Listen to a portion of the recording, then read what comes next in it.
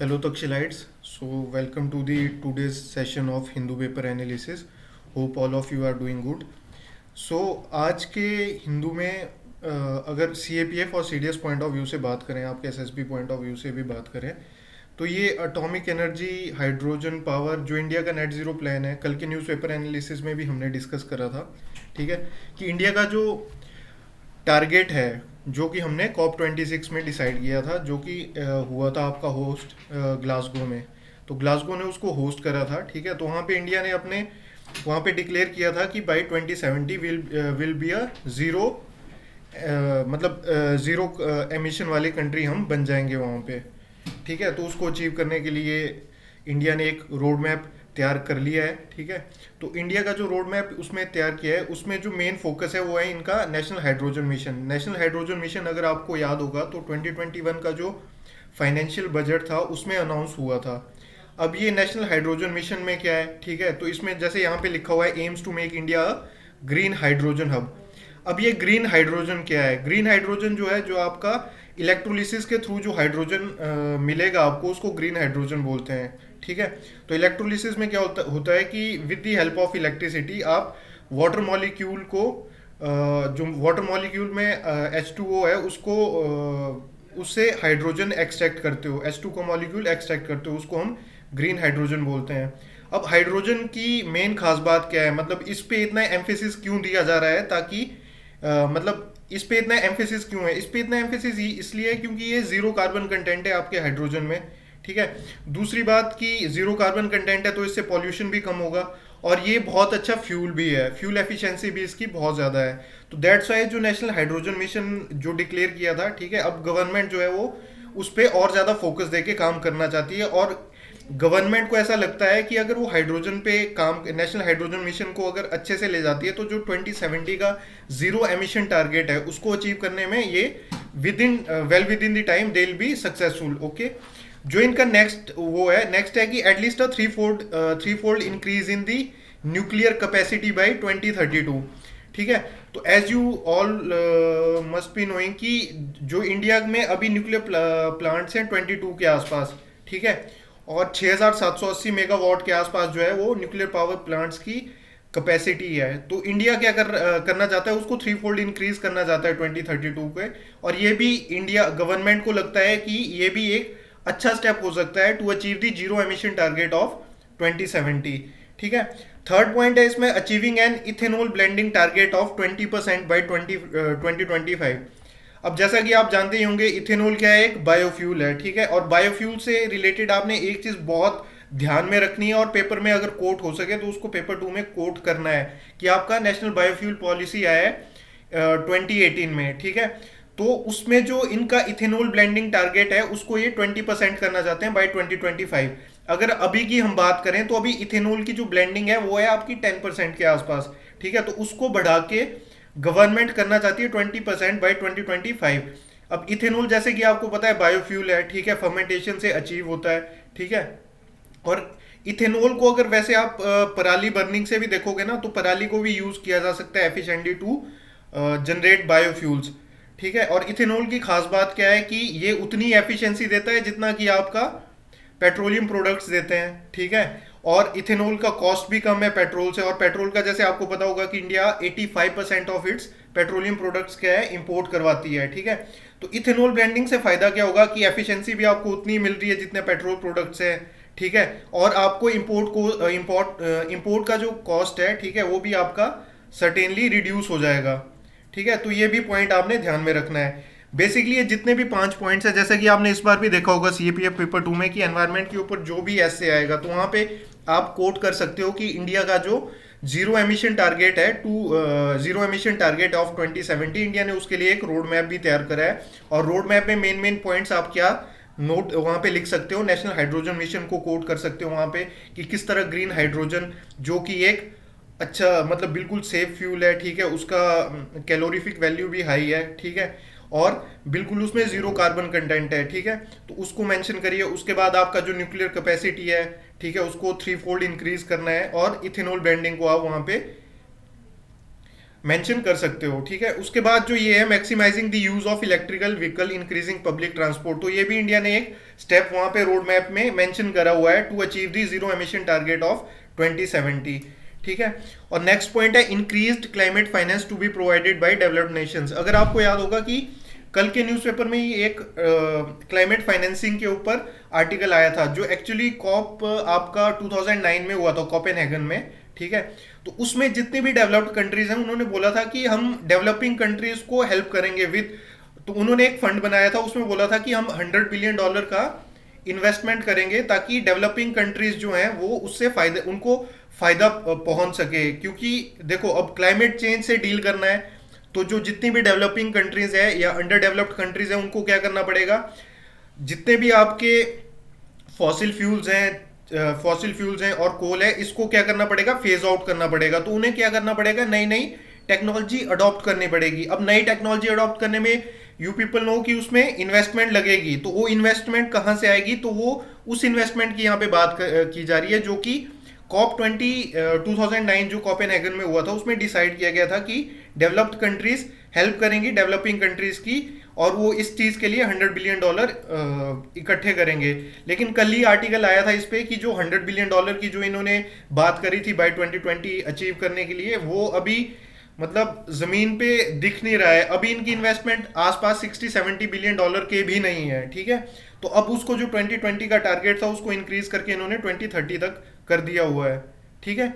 उसके बाद next point है the long term strategy aims at keeping global temperature well below 2 degree Celsius and ambitiously 1.5 degree Celsius by the century and, ठीक है। तो ये जो पॉइंट है ये आपका सीडीएस में डायरेक्ट आपके पेपर में भी पूछा जा सकता है स्टेटमेंट्स में, ठीक है। तो ये पेरिस एग्रीमेंट की आउटकम थी, ठीक है। तो उसमें पेरिस डिक्लेरेशन जो थी उसमें सबने डिसाइड किया था कि 2 डिग्री सेल्सियस तक हमने by the end of 21st century जो अर्थ का टेम्परेचर राइज हो रहा है, ठीक है, तो उसको 2 डिग्री सेल्सियस से ज्यादा बढ़ने नहीं देना है, ठीक है। और एम्बिशियस टारगेट था कि अगर हो सका तो उसको 1.5 डिग्री पे ही रोक लो, ठीक है। उसके बाद एक ये यहाँ पे इंपॉर्टेंट चीज और है नोट करने की, ठीक है। तो जो ये यूएन का क्लाइमेट एग्रीमेंट है इसमें 195 आपकी कंट्रीज जो हैं वो सिग्नेटरीज हैं, ठीक है। अब नेक्स्ट न्यूज की तरफ चलते हैं। लेकिन जो ये एटॉमिक एनर्जी हाइड्रोजन पावर वाला है, ठीक है, इंडिया का जो नेट जीरो प्लान है, ये आपका एनवायरमेंट पॉइंट ऑफ व्यू से काफी इंपॉर्टेंट टॉपिक है। इस चीज को आप सीएपीएफ पेपर 2 में जरूर, मतलब उस पॉइंट ऑफ व्यू से जरूर नोट कर लीजिए इस चीज को, ठीक है। और जो बाकी है जैसे नेशनल हाइड्रोजन मिशन कब लॉन्च हुआ है, ठीक है, और आपका ये 3-fold इंक्रीज करने का टारगेट कितना है, इथेनॉल ब्लेंडिंग का टारगेट कितना है, ये चीजें आपके सीडीएस के पेपर में भी इन फॉर्म ऑफ स्टेटमेंट्स आ सकती हैं। या डायरेक्ट क्वेश्चन पूछ सकता है कि इंडिया का जो इथेनॉल ब्लेंडिंग टारगेट है, ठीक है, उसको 20% करना है, तो कौन सा ईयर है जिसको हमने डेडलाइन मान के चले हुए हैं। तो ये उस पॉइंट ऑफ व्यू से भी क्वेश्चन आपके बन सकते हैं। लेकिन सीएपीएफ पेपर 2 वाले तो ये जो 5-6 पॉइंट्स हैं इनको प्लीज नोट कर लीजिए और मेंशन कर सकते हैं आप इसको जब भी आपको एनवायरनमेंट का ऐसे आएगा या आर्ग्यूमेंट्स में भी अगर आर्ग्यूमेंट्स आए या रिपोर्ट राइटिंग भी आई। जैसे रिपोर्ट राइटिंग मान लो आपको कॉप 27 पे ही आ गई, तो कॉप 27 पे अगर आपको एक रिपोर्ट राइटिंग आ गई तो उसमें आप ये चीज़ें मेंशन कर सकते हो, ठीक है। तो नेक्स्ट पॉइंट पे चलते हैं हम कि नेक्स्ट न्यूज़ पे चलते हैं। नेक्स्ट न्यूज़ है आपका retail inflation cools to 6.77% in October from 7.41% in September, ठीक है। अब देखो इसमें हमारे पेपर पॉइंट ऑफ व्यू से क्या इंपॉर्टेंट चीज़ है, ठीक है। फिगर मतलब उतनी इंपॉर्टेंट नहीं है क्योंकि जब आपका पेपर होगा तो मे बी फिगर्स कुछ और आ जाएंगी, ठीक है। अब यहाँ पे इंपॉर्टेंट क्या है पेपर पॉइंट ऑफ व्यू से, जो ये मॉनेटरी पॉलिसी कमेटी लिखी है, ठीक है। तो अब आपको पता है मॉनेटरी पॉलिसी कमेटी कॉन्स्टिट्यूट हुई थी इन द ईयर 2016। ये बहुत इंपॉर्टेंट फैक्ट है कि monetary policy committee was constituted in the year 2016, ठीक है। एक और इंपॉर्टेंट फैक्ट जो आपको नोट करना चाहिए वो है कि उरिजीत पटेल कमेटी थी जिसकी रिकमेंडेशन पे आपकी मॉनेटरी पॉलिसी कमेटी बनाई गई थी, ठीक है।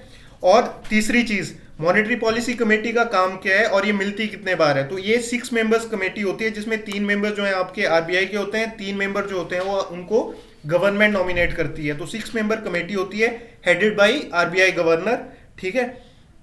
और काम क्या है इसका, इंटरेस्ट रेट डिसाइड करता है। अब इंटरेस्ट रेट की क्या इंप्लीकेशंस है, ठीक है, वो आपको पता है कि इंटरेस्ट रेट हम इंक्रीज करते हैं तो उसका इन्फ्लेशन पे क्या असर पड़ेगा, क्योंकि वो दैट इज डायरेक्टली डिपेंड, मतलब वो डायरेक्टली इन्फेक्ट करती है आपका कैश फ्लो या मनी फ्लो कितना आ जाएगा आपकी इकोनॉमी में, मार्केट में, ठीक है। और नेक्स्ट चीज इसमें जो आपको ध्यान रखने वाली है मॉनेटरी पॉलिसी कमेटी में, ठीक है, कि इनका जो इन्फ्लेशन टारगेट था वो था 4 ± 2%, ठीक है। तो टॉलरेंस लिमिट थी इसमें 2%, यानी कि 6% से ज्यादा नहीं होनी चाहिए और 2% से नीचे नहीं जानी चाहिए। 2% से नीचे जाएगी तो जो आपके मैन्युफैक्चरर हैं, ठीक है, उनको मोटिवेशन नहीं मिल पाती है उस चीज से, क्योंकि वो मतलब प्रोड्यूस तो कर रहे हैं चीजें, ठीक है, लेकिन उनका जो प्राइस है वो स्टेगनेंट होगा। तो मे बी जो प्रोड्यूसर्स हैं दे फ्ली टू अनदर कंट्री, या फॉरेन बंदे जो जिन्होंने इन्वेस्टमेंट किया उनको इन्वेस्टमेंट पे उतने रिजल्ट्स नहीं आते हैं। तो 2% से नीचे भी आपकी इन्फ्लेशन होगी तो that is not good for the economy, और वहीं पे पैरेलली 6% से ऊपर आएगी तो normal people will suffer because of this, ठीक है। और एक और इंपॉर्टेंट चीज, जो इंडिया में इन्फ्लेशन है that is of two type. Wholesale price index आता है एक इसके लिए, और एक आता है आपका कंज्यूमर प्राइस इंडेक्स, ठीक है। अब इंपॉर्टेंट चीज क्या है एग्जाम पॉइंट ऑफ व्यू से, कि होलसेल प्राइस इंडेक्स को कौन देता है, ठीक है। तो उसको इकोनॉमिक एडवाइजर जो होते हैं मिनिस्ट्री ऑफ कॉमर्स में, वो देते हैं होलसेल प्राइस इंडेक्स को आपके, ठीक है। वहीं पे पैरेलली सीपीआई को कौन देता है, एनएसओ देता है उसको, ठीक है। एनएसओ जो होता है आपका सीपीआई के डेटा को रिलीज करता है, कंज्यूमर प्राइस इंडेक्स के डेटा को, ओके।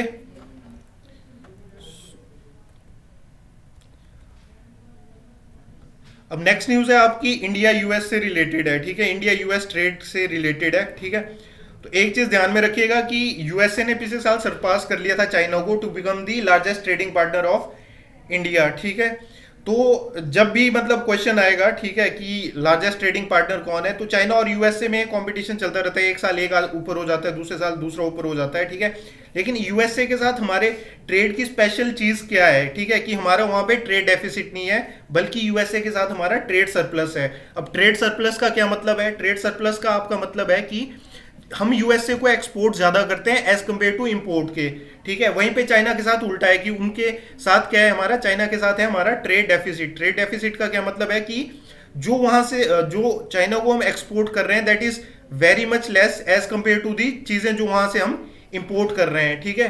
तो जो ये न्यूज है, न्यूज क्या है कि ट्रेजरी सेक्रेटरी जो है उनके जेनेट येलेन, ठीक है, जेनेट येलेन जो थी, ठीक है, तो वो लास्ट वीक इंडिया आई थी, ठीक है। उन्होंने अब देखो यहाँ पे एशिया थर्ड लार्जेस्ट इकोनॉमी करके इंडिया को वो किया हुआ है, ठीक है, एड्रेस किया हुआ है, ठीक है। तो ये थर्ड लार्जेस्ट इकोनॉमी है on the basis of nominal basis की जब बात करेंगे, ठीक है, तब एशिया में थर्ड लार्जेस्ट इकोनॉमी है और वर्ल्ड में फिफ्थ लार्जेस्ट इकोनॉमी है। लेकिन जब हम ट्रिपल पी बेसिस पे बात करेंगे, जैसे यानी कि परचेजिंग पावर पैरिटी के बेसिस पे बात करेंगे, ठीक है, तो उस संदर्भ में इंडिया जो है वो एशिया की सेकंड लार्जेस्ट इकोनॉमी बन जाएगी, ठीक है। अब डिफरेंस क्या है नॉमिनल बेसिस और परचेजिंग पावर पैरिटी में, देखो नॉमिनल बेसिस तो नॉर्मल वाला है कि जैसे नॉर्मल चीजें हैं, ठीक है, बट परचेजिंग पावर पैरिटी में क्या होता है कि हर चीज GDP, you might be knowing कि जीडीपी क्या है, कि एक स्टेट की बाउंड्री के अंदर जितनी भी प्रोडक्शन हो रही है, ठीक है, एक स्टेट की बाउंड्री के अंदर जितनी भी प्रोडक्शन हो रही है, ठीक है, तो मतलब जियोग्राफिकल बाउंड्रीज के अंदर जितनी भी प्रोडक्शन हो रही है, ठीक है, तो उसकी जो कुल वैल्यू होती है उसको हम जीडीपी बोलते हैं, ठीक है। पर प्रॉब्लम क्या है, प्रॉब्लम ये है कि जैसे मान लो कि इंडिया में एक चाय का कप है उसकी 10 रुपए कीमत है, ठीक है, वहीं पे यूएसए में एक चाय का कप है वो $1 का आएगा। तो इंडिया की इकोनॉमी में वही चाय का कप 10 रुपए कॉन्ट्रीब्यूट कर रहा है, ठीक है। यूएसए की इकोनॉमी में वही कप अगर $1 का है एक चाय का कप, ठीक है, यूएसए में, ठीक है, तो वही कप जो है वो 80 रुपए के आसपास कंट्रीब्यूट कर रहा है। तो ये जो डिस्पैरिटी है, ठीक है, इसको एडजस्ट करने के लिए हम परचेजिंग पावर पैरिटी का कॉन्सेप्ट लाए थे, ठीक है। तो जब परचेजिंग पावर पैरिटी की बात आती है तो इंडिया थर्ड लार्जेस्ट इकोनॉमी है, ठीक है। अब इसमें आगे बात किया है, यहाँ पे दो इंपॉर्टेंट चीजें हैं, ठीक है, एक है जनरलाइज सिस्टम ऑफ प्रेफरेंसेस और एक यूएस ट्रेजरी मॉनिटरिंग लिस्ट। ये अभी रिसेंट न्यूज में भी था यूएस ट्रेजरी मॉनिटरिंग लिस्ट। तो 2020 में जो जब डोनाल्ड ट्रंप थे उन्होंने इंडिया को यूएस ट्रेजरी मॉनिटरिंग लिस्ट में डाला था, ठीक है। इसका मतलब क्या है कि यूएसए उन कंट्रीज को यूएस ट्रेजरी मॉनिटरिंग लिस्ट में डालता है जिनका इनको डाउट होता है कि ये लोग जो है अपना करेंसी मैनिपुलेशन कर रहे हैं। अब करेंसी मैनिपुलेशन से क्या मतलब है, करेंसी मैनिपुलेशन से ये मतलब है कि जो आपकी करेंसी की वैल्यू है that is not based on the real value of your currency in the market, यानी कि एक्सपोर्ट इंपोर्ट से कुछ लेना देना नहीं है आपकी करेंसी का। आप जानबूझ के एक आर्टिफिशियल वैल्यू क्रिएट करवा रहे हैं अपनी करेंसी की, ताकि जो जैसे देखो अब करेंसी जो है आपकी, अगर आप उसकी वैल्यू जो है कम रखोगे, ठीक है, जैसे मान लो चाइना है, ठीक है, तो चाइना जितनी कम अपनी करेंसी की वैल्यू रखेगा एज कंपेयर टू डॉलर के, मतलब 50-60 वो रखेगा, ठीक है। जैसे इंडिया का ही ले लो अगर केस, इंडिया में जब जब रुपी बढ़ेगा, ठीक है, रुपी इन द सेंस की रुपी की वैल्यू बढ़ेगी, जैसे मान लो 80 रुपये है आज एक डॉलर के मुकाबले, कल को 85 हो जाएगा, तो इंडिया के एक्सपोर्ट क्या है वो सस्ते हो जाएंगे, ठीक है, with respect to US. US की मार्केट में इंडिया के एक्सपोर्ट और उतने सस्ते हो जाएंगे। तो कंट्रीज क्या करते हैं, जानबूझकर अपनी करेंसी की वैल्यू को कम करती रहती हैं, करेंसी की वैल्यू को कम करती रहती हैं, ताकि वो फॉरेन मार्केट में काफ़ी ज़्यादा कॉम्पिटेटिव मतलब कॉम्पिटेटिव इन द सेंस कि चीप बिक सकें और एक्सपोर्ट्स बढ़ सकें उस कंट्री के।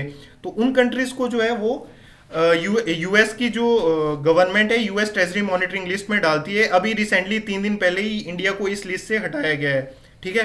तो एक ये पॉइंट ऑफ डिस्कशन था जो ये इनके ट्रेजरी सेक्रेटरी जो आए थे। सेकंड पॉइंट ऑफ डिस्कशन था इनका जनरलाइज सिस्टम ऑफ प्रेफरेंसेस। अब ये चीज़ आपको जानने की ज़रूरत है कि what is generalise system of preferences, ठीक है। तो बेसिकली इंडिया को हटाया था जनरलाइज सिस्टम ऑफ प्रेफरेंसेस से ड्यूरिंग ट्रम्प रेजिम, ठीक है। ट्रम्प रेजिम में क्या हुआ था कि उन्होंने इंडिया के ऊपर एक्यूजेशन लगाए थे, ठीक है, कि इंडिया खुद तो अपने जो यूएस के एक्सपोर्ट जाते हैं वहाँ पे तो खूब सारा मतलब ड्यूटीज लगाई जाती हैं ताकि यूएस के जो एक्सपोर्ट हैं वो कॉम्पिटिटिव रेट्स पे compete ना कर पाए, लेकिन इंडिया यहाँ पे जीएसपी का बेनिफिट उठाती है इन दी यूएस मार्केट, ठीक है। अब मतलब क्या है इस चीज़ का, मतलब ये है कि जैसे जीएसपी के में अंदर क्या होता है कि यूएस का एक ये कॉन्सेप्ट है यूएस मार्केट में एक्सेस का, ठीक है, जिसमें क्या है कि जो आपकी डेवलपिंग कंट्रीज हैं, ठीक है, तो डेवलपिंग कंट्रीज के जो गुड्स हैं आपके वो अच्छे तरीके से compete कर पाए इन दी यूएस मार्केट। तो यूएस क्या करता है, उन पे ड्यूटीज नहीं लगाता है, इंपोर्ट ड्यूटीज नहीं लगाता है, ठीक है, या इंपोर्ट ड्यूटीज लगाएगा भी तो बहुत कम लगाता है, वैसे तो फ्री एक्सेस देता है, ठीक है, ताकि जो डेवलपिंग कंट्रीज के जो मैन्युफैक्चर्ड प्रोडक्ट्स हैं, ठीक है, वो compete कर पाए यूएस प्रोडक्ट में। क्योंकि ये साफ सी बात है कि अगर इंपोर्ट ड्यूटीज लगाएंगे तो प्राइस राइज हो जाएगा डेवलपिंग कंट्री से जो भी सामान आ रहा है, ठीक है। तो ये डेवलपिंग कंट्रीज को जो है थोड़ी बहुत ढील दी जाती है under generalise system of preferences. तो ये जो ट्रेजरी सेक्रेटरी आए हुए थे, ठीक है, तो इन्होंने इसी चीज को डिस्कस किया गया है। बीच में जो ये 2 मेन पॉइंट थे, ठीक है, कि इंडिया को फिर से जीएसपी में डाला जाए और ये जो यूएस ट्रेजरी मॉनिटरिंग लिस्ट है इससे तो इंडिया को हटा ही दिया गया है, ठीक है। नेक्स्ट न्यूज है आपका कि डिलेड और मिस टीबी, तो ये टीबी डायग्नोसिस के बारे में बताया गया है कि 5 लाख लोगों ने जो था वो अपना टीबी डायग्नोसिस के चलते मतलब अपने डायग्नोज मिस कर दिया था, ठीक है। तो और अगला जो न्यूज़ है वो है आपका with respect to G20 summit. तो G20 समिट की 2-3 चीज़ें आपको याद रखनी चाहिए, एग्जाम पॉइंट ऑफ व्यू से काफ़ी इंपॉर्टेंट है। सबसे पहली बात कि G20 समिट हो कहाँ रहा है, ठीक है, तो G20 समिट हो रहा है आपका इंडोनेशिया में, ठीक है, इंडोनेशिया में हो रहा है। और इंडोनेशिया में कहाँ पे हो रहा है, बाली में। बाली क्या है, वहाँ पे प्रोविंस है, ठीक है, तो बाली में ये हो रहा है, ठीक है। और इसमें रशिया के जो प्रेसिडेंट है पुतिन, वो इसमें पार्टिसिपेट नहीं कर रहे हैं, ठीक है। तो that's all with the today's Hindu discussion. Okay, see you people tomorrow, best of luck to all of you.